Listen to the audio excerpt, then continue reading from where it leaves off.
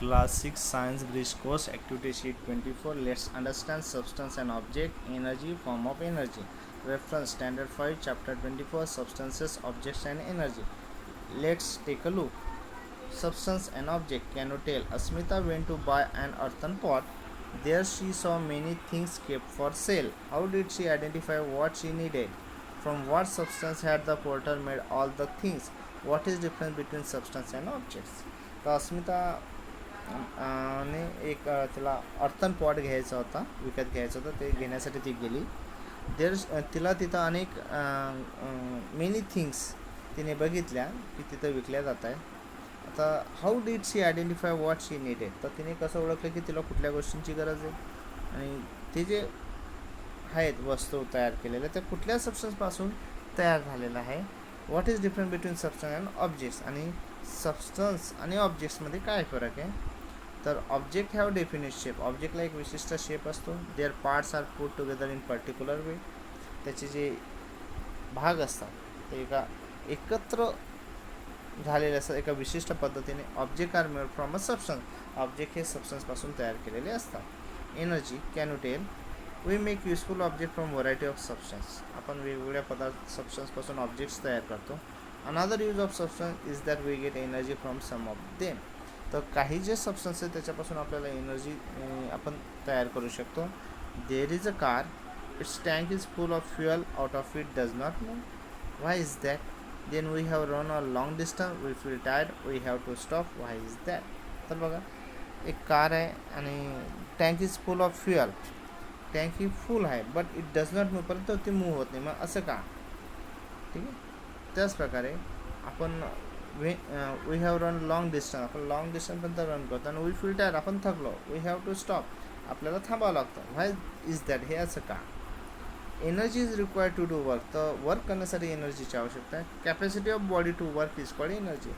एखाद्या बॉडीची जी कॅपॅसिटी असते वर्क करण्याची त्याला आपण एनर्जी म्हणतो. व्हेन पेट्रोल और diesel burns in a motor vehicle energy gets release. ज्यावेळेस पेट्रोल आणि डिझेल याचा यूज होतो मोटर व्हेकलमध्ये त्यावेळेस एनर्जी मिळते, एनर्जी रिलीज होते. When the petrol is finish और if it stop burning vehicle to stop running. समजा पेट्रोल संपलं तर बर्निंग जे होत होतं फ्युअल ते स्टॉप झालं आहे तर व्हेकलसुद्धा काय होईल? रन होण्याची स्टॉप होईल. Wien something Burns energy get release in the form of heat. जर काहीतरी बर्न्स होतं आहे तर एनर्जी मिळणार आहे आणि हीट फॉर्म होणार आहे. You have learn that is our body to energy is obtain by burning of certain substances. तर आपल्या शरीरातसुद्धा आपल्याला एनर्जी हे काही विशिष्ट असे सबस्टन्सपासून मिळत असते. Many machines can be run using fuel. अनेक जे मशीन्स आहेत ते फ्युएल्सने रन होतात. Coal, diesel, CNG, LPG, petrol are all substance from which energy is obtain in the form of heat. आता कोल असेल, डिझेल असेल, CNG असेल, LPG असेल, पेट्रोल, हे जे सगळे सबस्टन्स आहे या सगळ्या सबस्टन्सपासून आपल्याला एनर्जी मिळते. ही जी एनर्जी आपल्याला हीट फॉर्ममध्ये ऑप्टेन होते. वेन पर्सन और vehicle move heat energy gets converted in to motion. एखादा पर्सन किंवा व्हेकल मूव होते म्हणजे त्याचं जे मोशन आहे त्याच्यासाठी त्याला एनर्जी मिळते. Energy is in the form of motion is called as kinetic energy. आणि ही जी एनर्जी आहे ही जर मोशन फॉर्ममध्ये असेल तर हिला आपण कायनेटिक एनर्जी असं म्हणतो. All moving thing have a kinetic energy. सगळ्या ज्या मुव्हिंग थिंग आहेत तर त्यांच्यात कायनेटिक एनर्जी असते. For example when we wind blows the windmill turns the sailing boats and clouds move from one place to another. हे सगळे kinetic energy example आहे. This work is possible only because of the kinetic energy of the end. आता हे कशामुळे possible आहे? कारण विंडकडे कुठली एनर्जी? कायनेटिक एनर्जी आहे. Ceiling fan, mixer, grinder, water pump are machine in which kinetic energy is use. हे जे सिलिंग फॅन आहे, मिक्सर, ग्राइंडर आहे, वॉटर पंप यांच्याकडे सुद्धा कुठली एनर्जी? कायनेटिक एनर्जीचा वापर होत आहे. The get kinetic energy from electricity. यांना कायनेटिक एनर्जी कुठून मिळते? इलेक्ट्रिसिटीकडनं मिळते. Electricity is also form of energy. इलेक्ट्रिसिटीसुद्धा एनर्जीचं एक फॉर्म आहे. Other form of energy. We use several devices in which work is done using not heat but other form of energy. आपण असे अनेक डिव्हाइस यूज करतो की ज्याच्यात हीटचा नाही परंतु दुसऱ्या ची जी एनर्जी त्याचा उपयोग करून आपण वर्क करत असतो. For example we use electricity to run TV. टीव्हीसाठी आपण इलेक्ट्रिसिटीचा यूज करतो.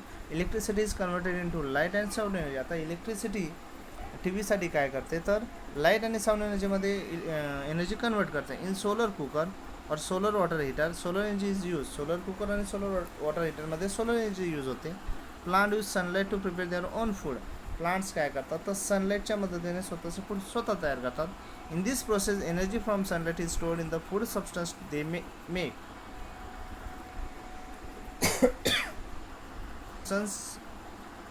in our body and give us all the energy we need for various purpose.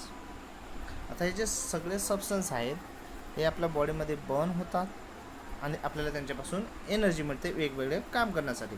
Wien we burn substance like coal mineral oil stored energy these contain is converted into heat energy.